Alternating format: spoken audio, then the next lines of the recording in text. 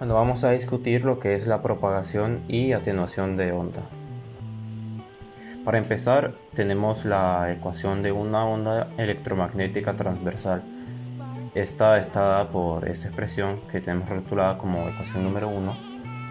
Como podemos observar, tenemos la segunda derivada parcial respecto al tiempo de la componente en Y de un campo eléctrico, que va a estar igualada al inverso del producto de la permitividad y la permeabilidad, multiplicado por la segunda derivada parcial respecto a X de la componente en Y de dicho campo eléctrico. La ecuación de onda número 1, que es la que acabamos de mencionar, es una ecuación diferencial parcial lineal de segundo orden.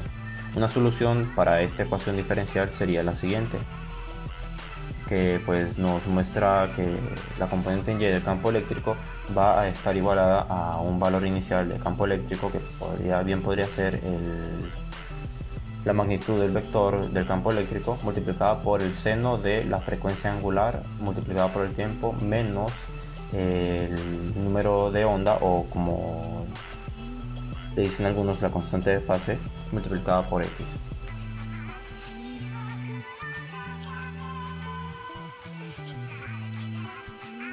Podemos observar también que dichas variables están rotuladas aquí con su respectiva simbología y sus respectivas unidades.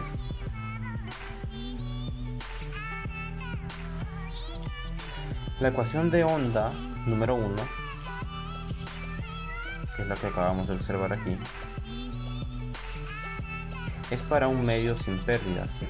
Eso quiere decir que su conductividad va a ser igual a 0. Sin embargo, para un medio que no es sin pérdidas, o sea que su conductividad es finita, las ecuaciones del rotacional de Maxwell son las siguientes.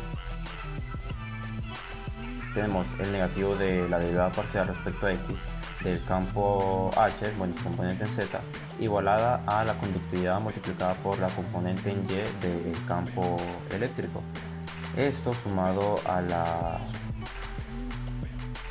permitividad multiplicada por la derivada parcial respecto al tiempo de la componente en Y del campo eléctrico.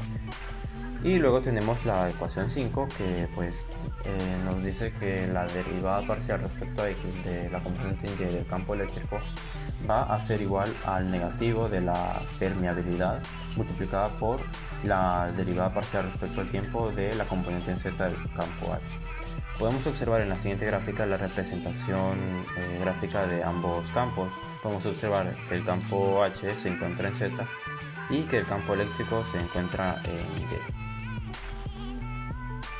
También podemos observar que la dirección de propagación de dicha onda electromagnética tiene una dirección en X.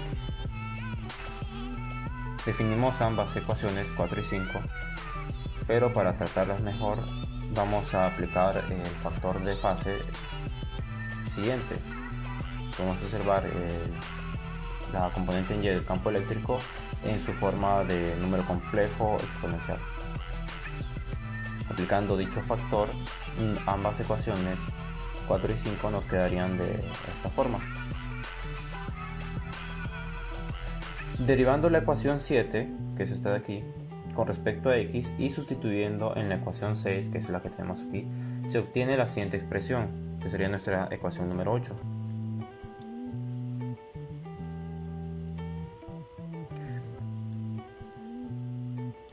Entonces, la ecuación número 8 es la ecuación de onda en un medio conductor. Esta es la ecuación de onda representativa para el campo eléctrico y su componente en Y, para una onda plana en un medio conductor. Para una onda plana en un medio conductor. Esta ecuación y las anteriores de las que se derivó son para una onda polarizada linealmente. Eso quiere decir que el campo eléctrico toma una dirección de Y y este va viajando en la dirección de X.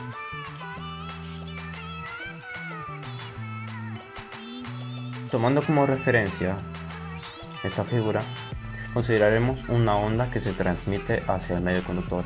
Esa onda será la onda incidente que podemos observar aquí. Para el espacio entre el medio conductor y el espacio donde viene llegando la onda incidente, tomaremos que sea x igual a 0 en la frontera de ambos medios. Tomaremos en cuenta también que x irá incrementándose en forma positiva en el medio conductor. Eso quiere decir que la onda va a pasar a través de la frontera de ambos medios y va a seguir desplazándose.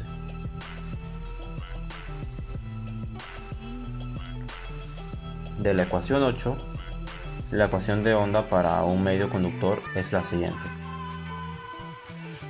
Tenemos la segunda derivada parcial respecto a x de la componente en y del campo eléctrico menos upsilon al cuadrado multiplicado por la componente en y del campo eléctrico. Esto va a estar igualado a 0. Esa sería nuestra ecuación número 9, donde tenemos una igualdad para upsilon, que bueno, tenemos la siguiente igualdad de upsilon al cuadrado. Tenemos un número complejo, podemos observar que tiene una parte real y una parte imaginaria. Una solución de la ecuación número 1 para una onda viajera en la dirección positiva de x es la siguiente. Tenemos la componente en y del campo eléctrico y que esta va a estar igualada a siempre un número complejo en su forma factorial, pero en este caso aplicamos una igualdad para upsilon y nos queda en términos de upsilon y de x.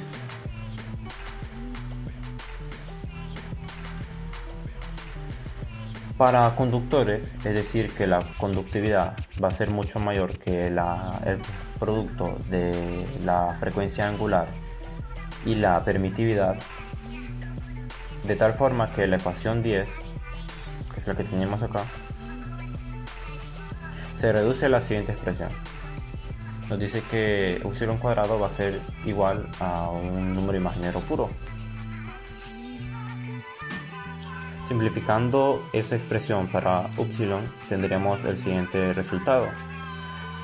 También podemos observar que la parte imaginaria y la parte real de upsilon van a ser iguales en cuanto a su magnitud. De este modo, upsilon tiene una parte real y una imaginaria. Empleando la siguiente igualdad, podemos definir alfa para su componente real y beta para su componente imaginaria. Entonces tenemos alfa, que como había mencionado corresponde a la parte real y está asociada con una atenuación. Por otro lado, beta, la parte imaginaria, está asociada con la fase.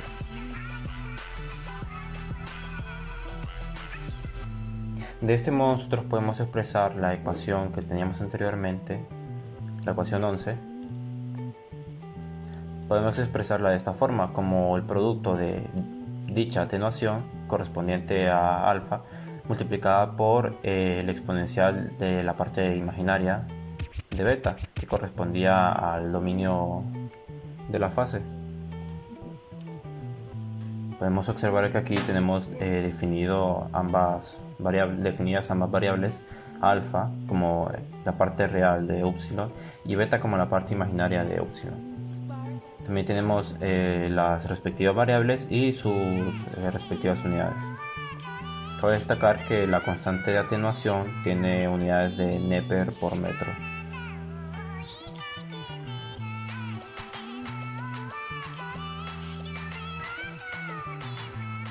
La ecuación 14, que es la que habíamos visto aquí, es una solución de la ecuación de onda para una onda viajera en la dirección positiva de x en el medio conductor. Esta ecuación proporciona la variación del campo eléctrico, componente en y, en magnitud y fase como una función de x.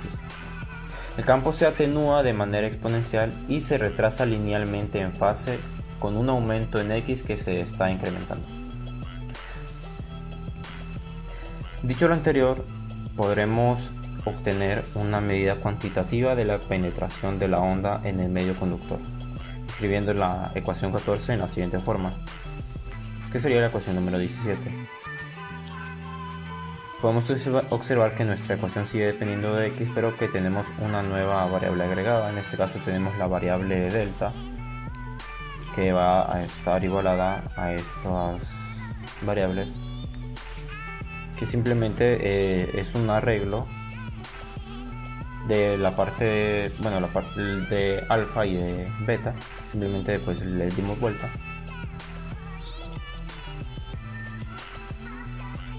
Tenemos que la magnitud de la componente en Y del campo eléctrico va a ser igual a la amplitud de dicho campo multiplicado por el inverso del número de Euler. De este modo, la componente en Y del campo eléctrico disminuye a el 36.8% de su valor inicial, que es lo que equivale a 1 dividido por Euler, mientras la onda penetra una distancia de delta, de manera que delta se denomina profundidad de penetración. Lo que nos dice dicha cantidad, o sea la profundidad de penetración, es que cuando la onda alcance ese desplazamiento, su componente en Y se va a reducir a ese 36.8% de su valor original.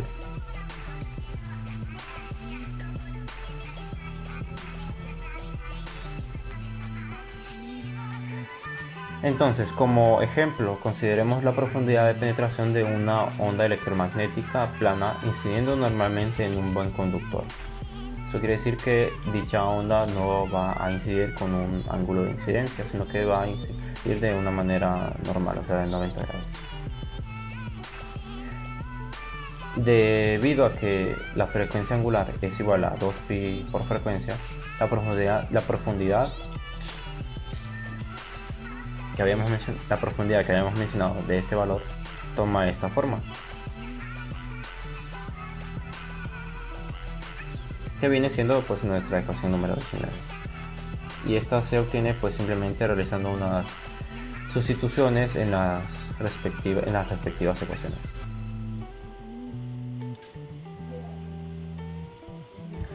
Dicho lo anterior, procedemos a interrogarnos qué aplicaciones tiene el estudio de la profundidad de penetración de una onda electromagnética, en qué nos beneficia saber qué tanto se satura una onda a medida esta avanza a través de un medio conductor.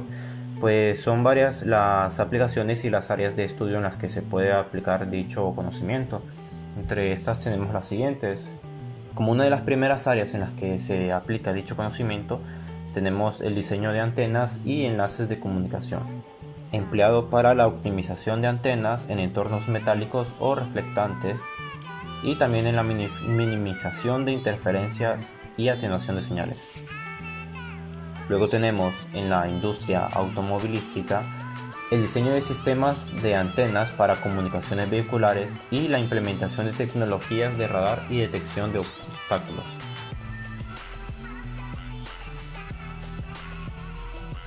También tenemos en las comunicaciones submarinas el diseño de sistemas de comunicación y cables de fibra óptica submarinos y la comprensión de interacciones electromagnéticas en entornos acuáticos. Luego tenemos en el área de la medicina el diseño de dispositivos médicos para resonancia magnética y hipertermia.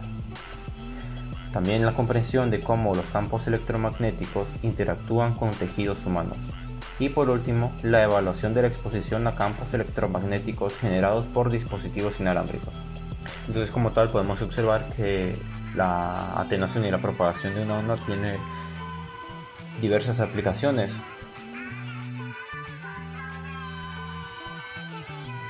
Entonces, una vez que hemos discutido la teoría respectiva de este tema, procederemos a realizar un ejemplo práctico. El enunciado es el siguiente. Calcule la penetración del océano a la cual se obtendrá un campo de 1 microvoltio por metro, con un campo eléctrico en la superficie igual a 1 voltio por metro. Esto en frecuencias de 1 kHz, 10 kHz, 100 kHz y 1000 kHz. Entonces luego tenemos la siguiente interrogante que nos dice: ¿cuál es la frecuencia más adecuada para una comunicación inalámbrica con un aparato bajo el mar?